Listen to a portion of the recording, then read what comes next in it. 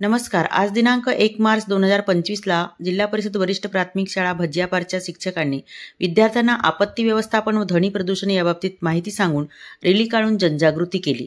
अवांछित आणि परेशान करणाऱ्या ध्वनींना ध्वनी प्रदूषण म्हणतात. यामुळे मानव आणि इतर जीवजंतूंना त्रास होतो. ध्वनी प्रदूषणाचे कारणे, परिणाम आणि नियंत्रण याबद्दल माहिती सांगून जनजागृती रॅली काढण्यात आली.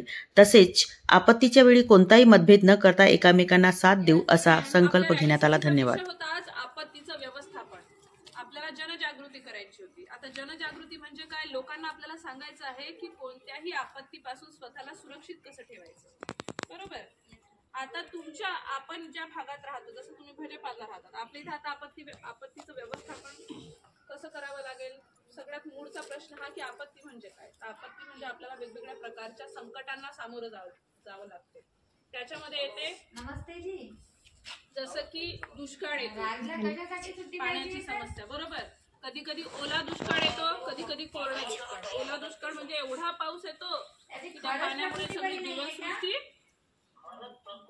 काय होते, नष्ट होते. म्हणजे आपल्याला जगायला अडचणी येतात. बरोबर. खूप जास्त पाणी झालं तर पिकांची नासाडी होते. बरोबर. याच प्रकारे कोरडा दुष्काळ. आता कोरडा दुष्काळ म्हणजे पिण्याला पाणी राहत नाही, पाण्याचा अतिशय दुष्काळ.